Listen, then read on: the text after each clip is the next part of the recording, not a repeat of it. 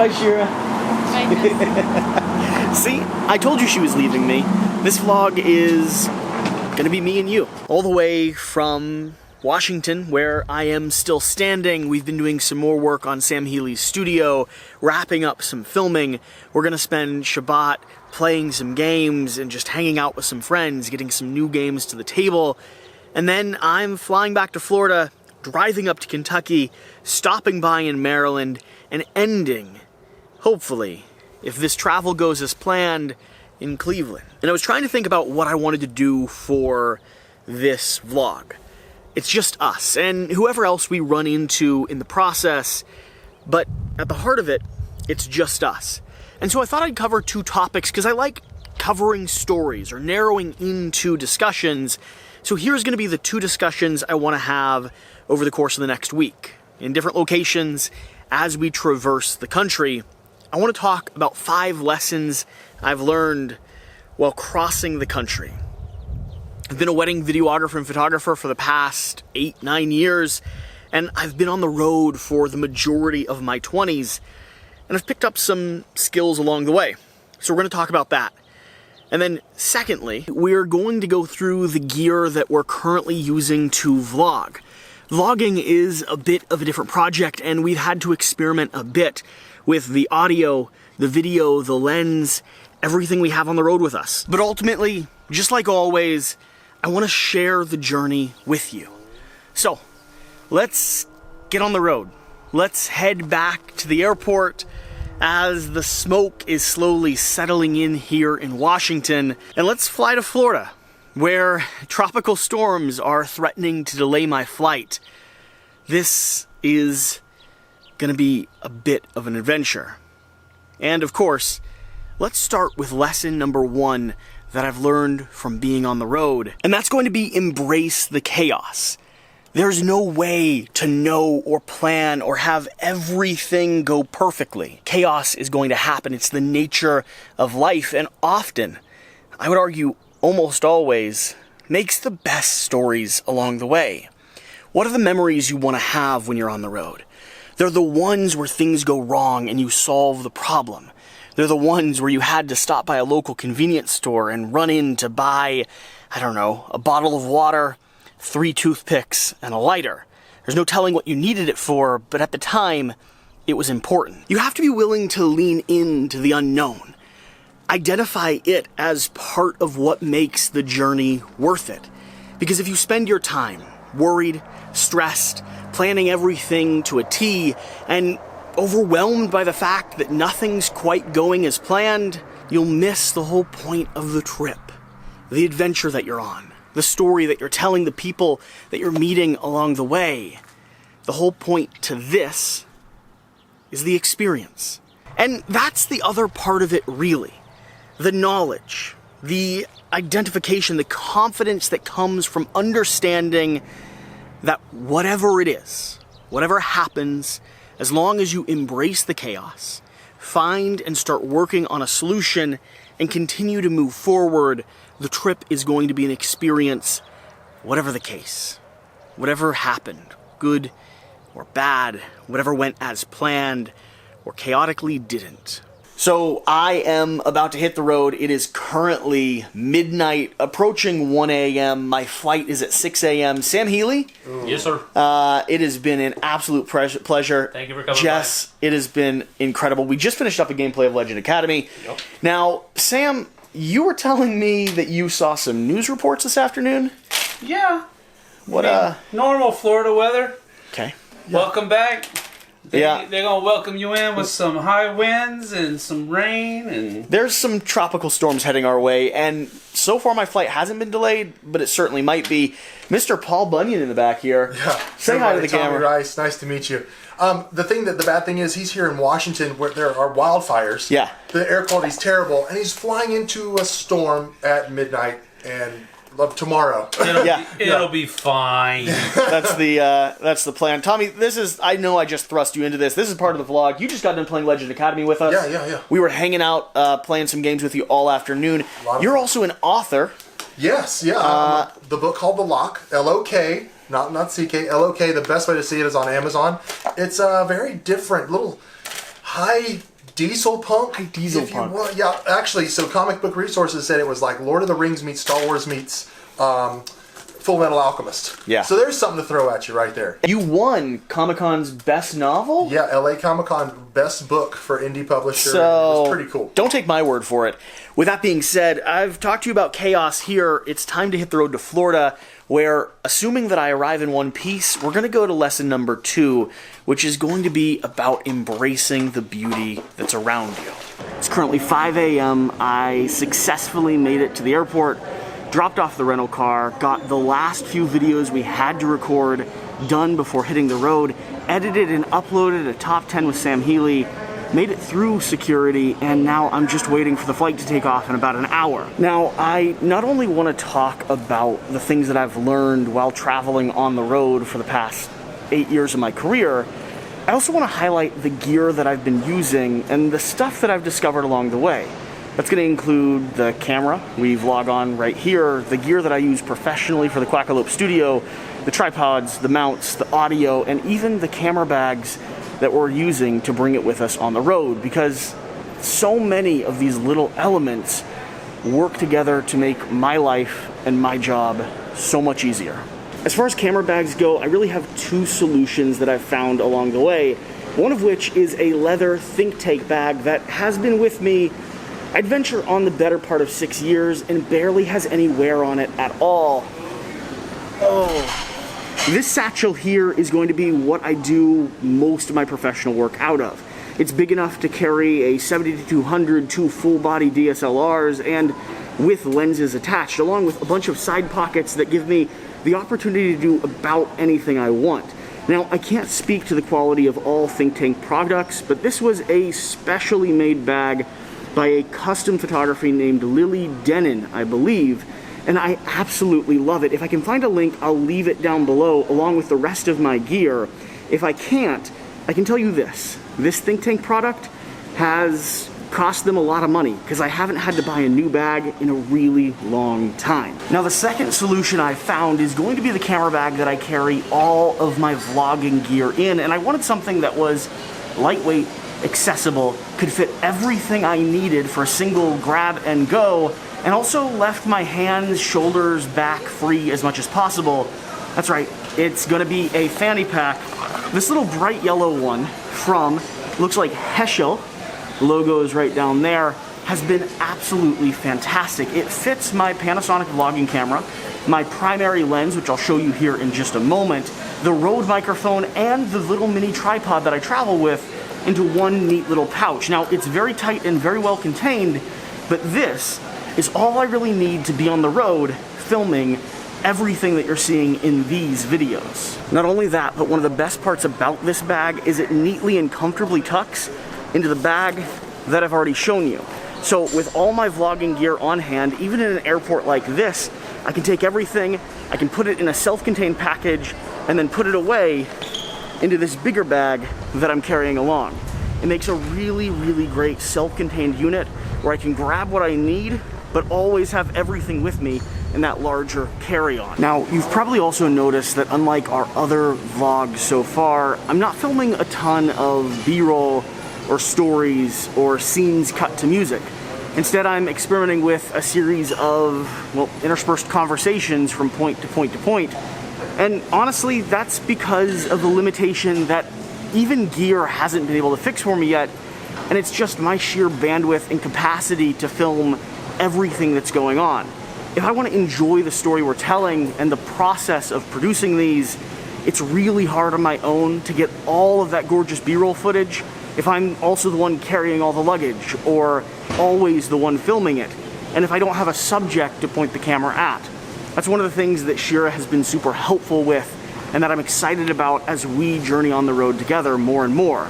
But in this vlog, in this story, hopefully you'll enjoy this experimental approach to what I can do when I'm on my own. And with time, like always, maybe we'll start mixing in some of the fancier stuff as this goes along. Well, we made it to Florida successfully, and a very successful geek is here to pick me up from the airport and bring me back to Betsy.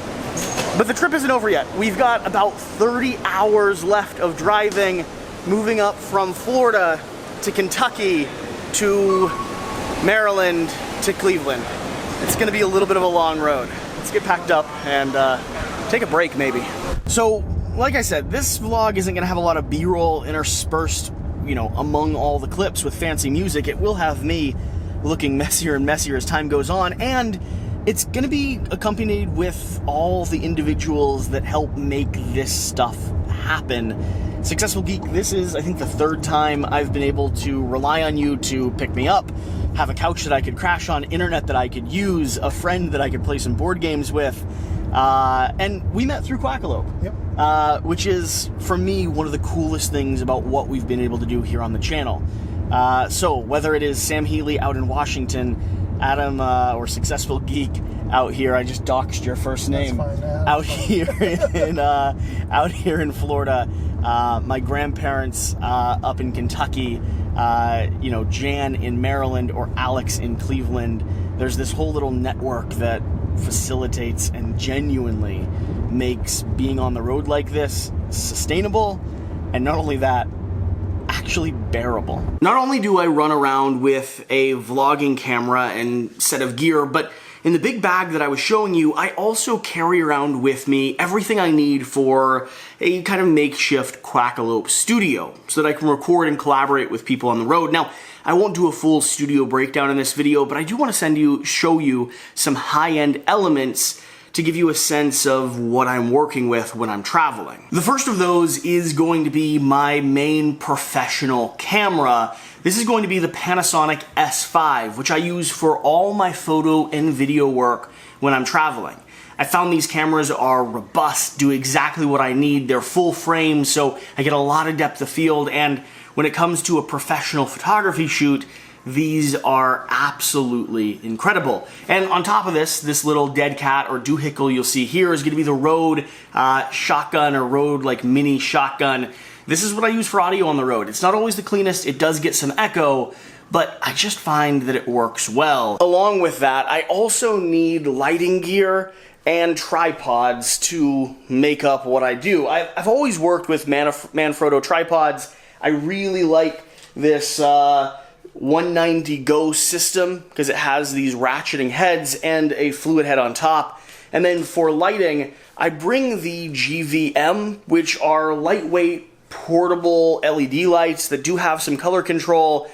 I'm gonna be honest, I don't actually like the quality of them, but for $150 or so, or cheaper if you find them at a good deal, they actually put out a decent amount of light, and I care about them less enough that I don't mind if they break or get lost as I'm traveling. And when you're traveling with gear, honestly, the ability to replace or not care if something gets damaged is a pretty valuable asset to have. The last element that personally I find essential to not only my studio back home, but also the studio on the road is going to be this. This is a heavy-duty wool blanket that honestly you can get off of Amazon.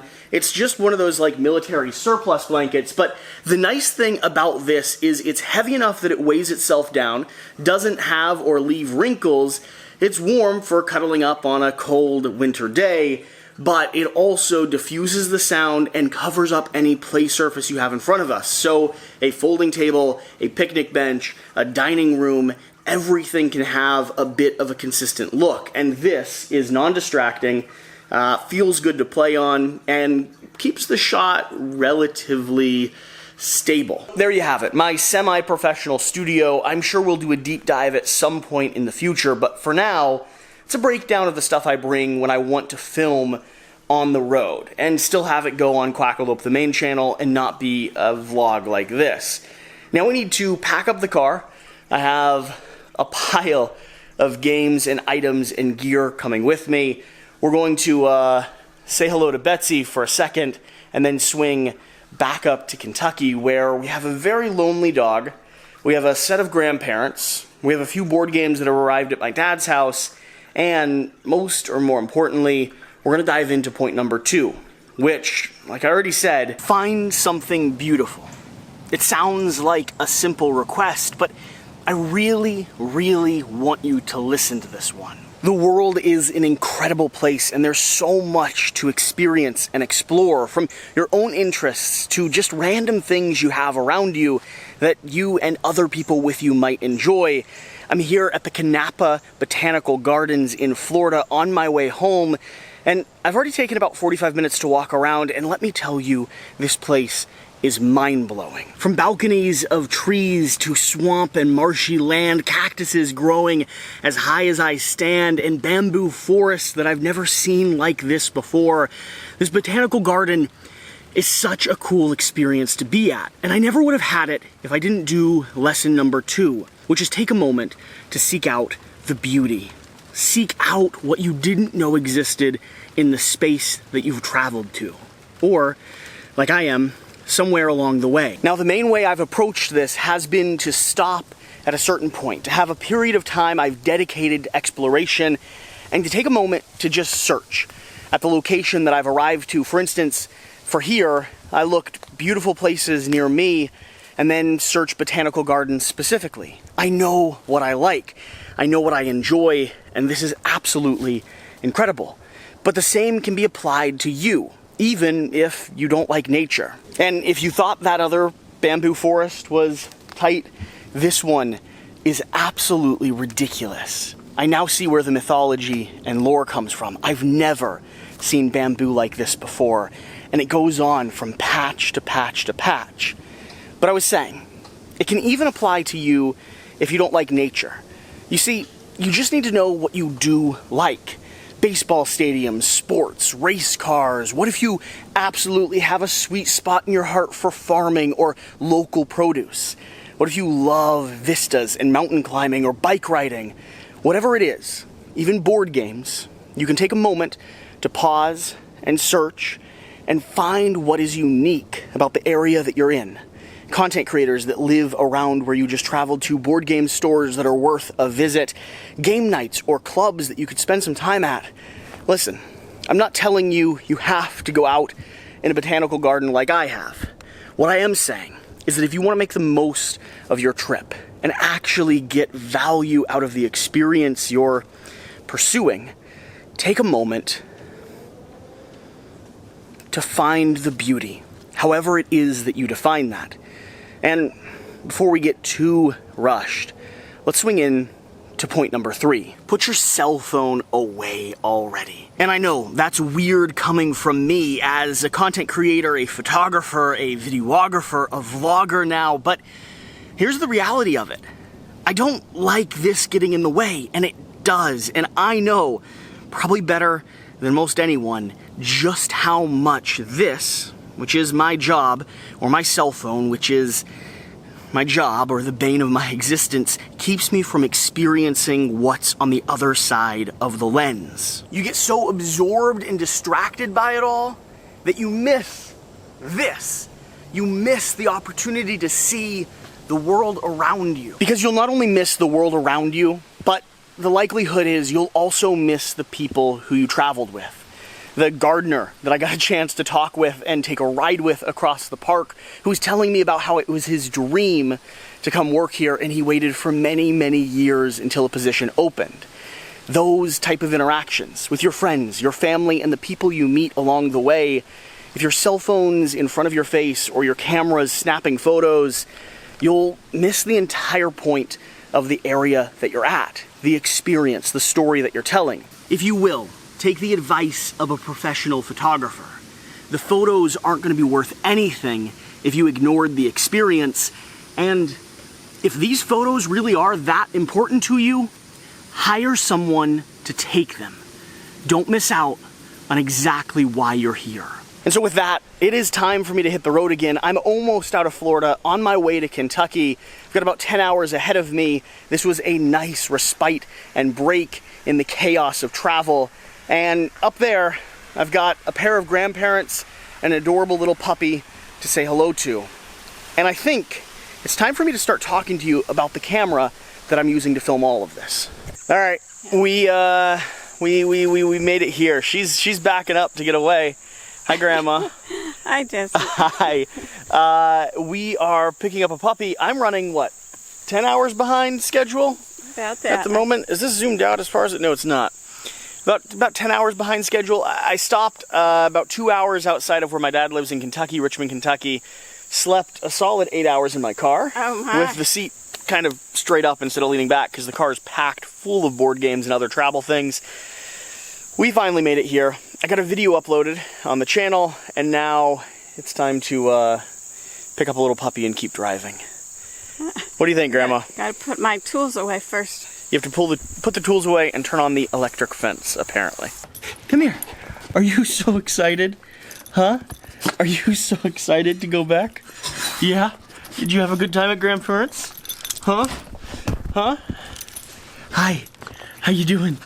How you doing? Hi there. Hi. Made it back. Grandpa, I don't know if the first time it actually recorded. So what was it you said when I showed up? What happened to you? Yeah. We cut a beard, shaved a hair. You actually used to have a voluptuous beard that you grew out. When I was hiking. You didn't cut it. I promised my wife that I would cut it off after I was done hiking. And Grandma, that promise was more of a threat, I believe, wasn't it? No, I actually did cut it off when I was done, didn't I, Pat? It was good incentive for him to finish the trail. I think that was the that was the good motivator incentive for her to allow me to finish the trail. Yeah, something along. Now, Grandpa, last time I was here, we left off the conversation. I'm turning so we have nice window light and Grandma behind us. We left off the conversation with you breaking your rib on the trail. Do you want to talk about how that happened?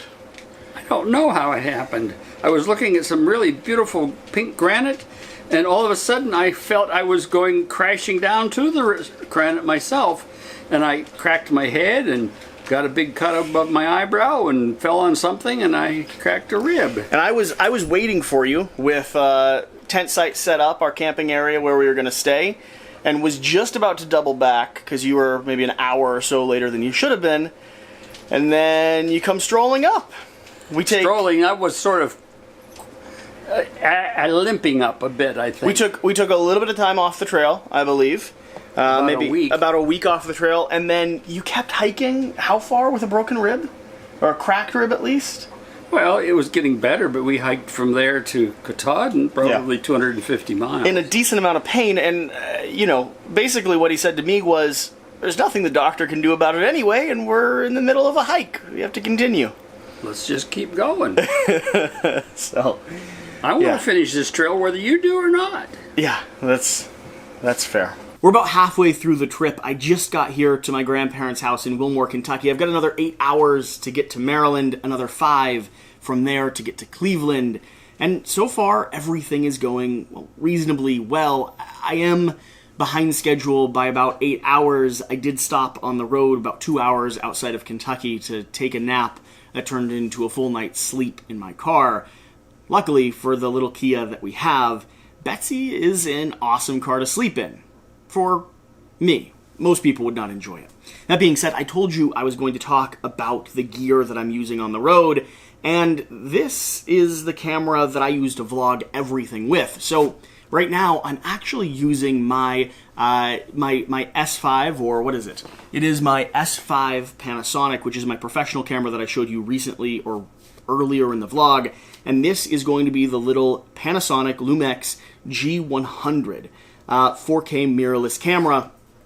It took a little bit of research to find this little camera with the package deal, but this is Panasonic's go-to travel and vlogging camera.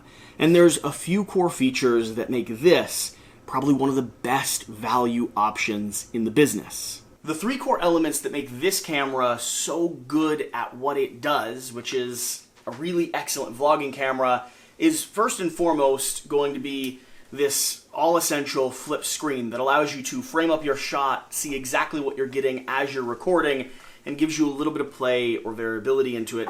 For some reason, every camera doesn't come with one of these, but every camera that I use absolutely has to. The second thing is just going to be its stabilized sensor, which is a core feature of the Panasonic line of cameras, but by golly, I can run and gun with this handheld, and it does an amazing job at capturing the footage. And then finally, some combination of this little rig that allows me to create a variable tripod wherever I want to go, combined with just the unique compact size of this camera, makes this an all-around powerhouse for people who are looking for a grab-and-go vlogging camera. Those three elements are what originally convinced me to go ahead and pick up this camera. I already knew I loved the Panasonic system, and so this was a no-brainer. Really, the crux of it for me was the flip-out screen and the stabilized sensor, since everything I'm doing is going to be handheld predominantly. Now, I have upgraded one core feature of this, and that's going to be the lens here. It came originally with a tight little pancake lens, which I appreciated, but wasn't quite the focal range that I needed. I needed something slightly wider so I could hold this out comfortably and still get a clean shot. That's why I upgraded to the Vario 7-14 Lumix lens. This is the perfect range for me. It still keeps a nice compact function, but for those of you looking for something to vlog with, this lens really has been a game changer for us to start producing content. In fact, if you go back to a few of the original vlogs, I think you can see me complaining about how tight the original pancake lens was.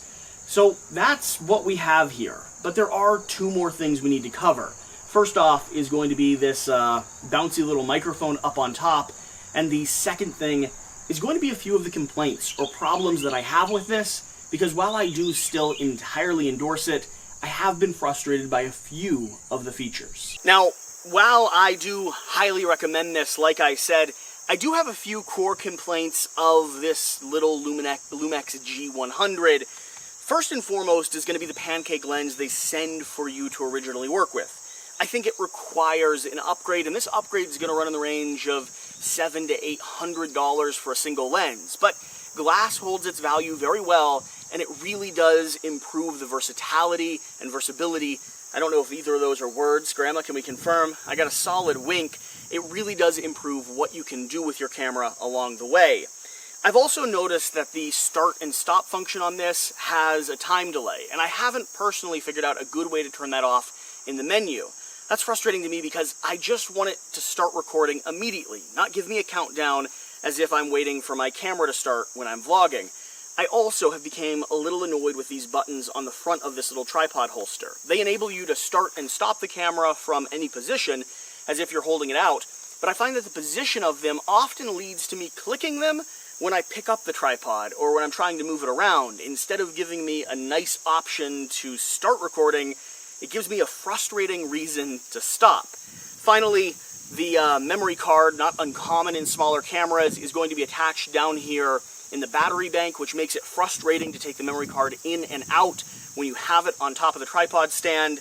And finally, if there was any other things that I'd complain about, it'd be the door holsters here and here. For the mic and for the USB out ports, I'm going to be honest, I took a pocket knife and sliced them off. They just dangle around and kept getting in the way when all I wanted to do was use the camera as quickly and efficiently as possible.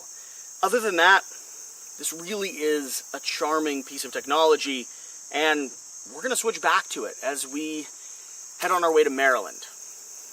Oh, and I almost forgot. It is time to dive into point number 4, which, for me, sort of involves playing a game.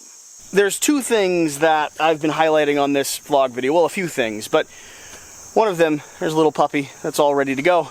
One of them has been the amount and number of people that it takes to make trips like this happen. Grandma and Grandpa took the time to watch Asher for the past couple weeks, right?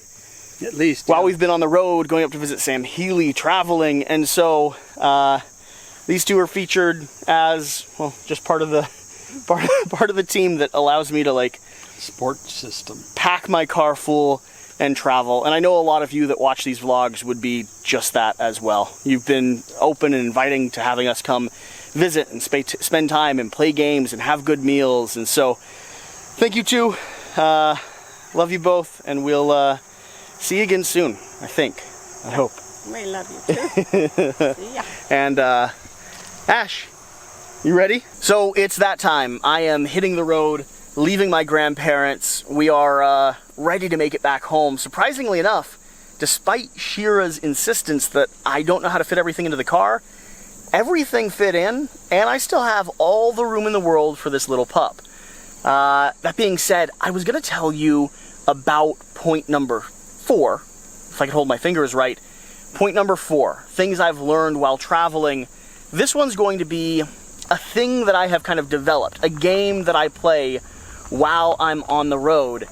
If you're going somewhere, do your best, especially if you find that you're having a bad day, do your best to go out of your way to make everyone you come in contact with smile. See, the trick is, by focusing on making others around you smile, you're doing something that benefits both you and them. You're changing the negotiation of the environment you're entering into, which means if you successfully make them smile, they'll have a better day, but you're going out of your way to engage with them in a positive manner. It means you're laughing, smiling, having jokes, carrying on, and seeking out a positive conversation. It really can transform the travel experience. Oh, and for those of you that are wondering, yeah, I made it back to Maryland safe and sound, so we only have one more stop left on this journey. And if you want a little bit of a secret behind the scenes, I've actually been here for a whole day and a half. I was exhausted when I arrived. I crashed, I edited, I sort of unpacked, slept for like 18 hours, and this is the consequence of being on the road for about 3 weeks straight.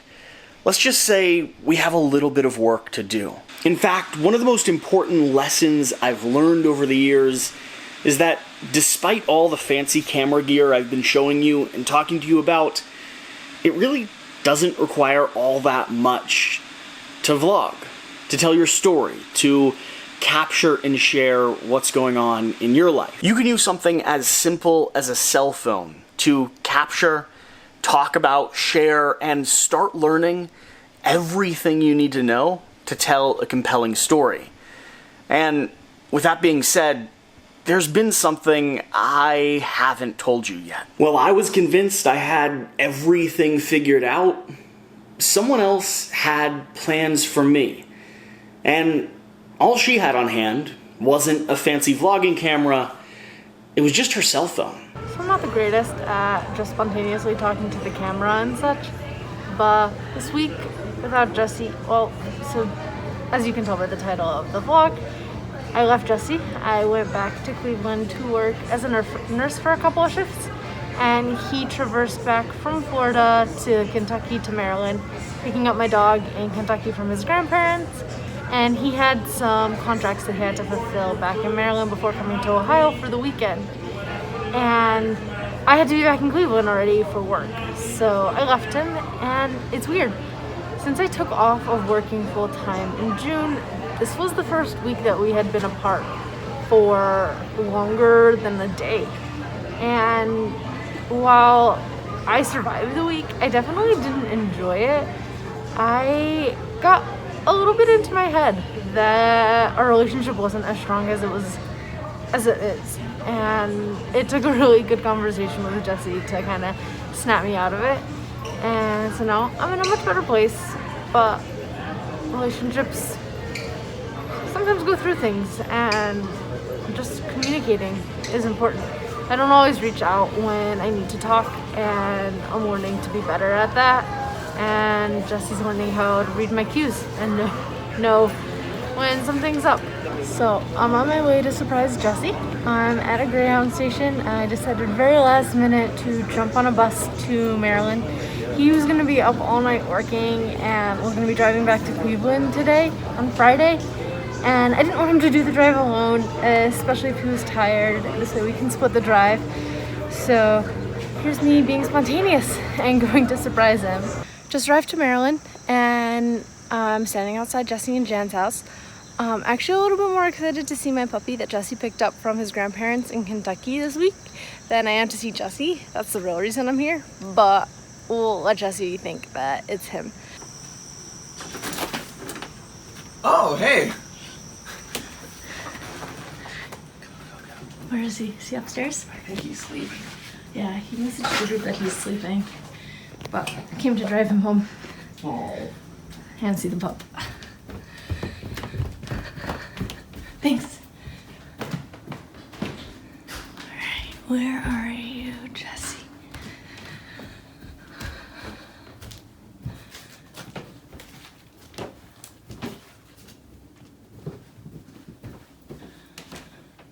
My puppy hears me.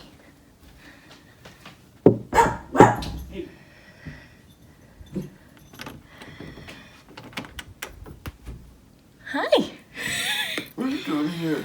Good morning. I came to drive you home and vlog it. Yeah, I think it's a cute surprise reaction at the end of the vlog. I left you and I came to pick you up. Everyone gets to see how grumpy you are when you wake up. Hi, Ash. I'm so excited.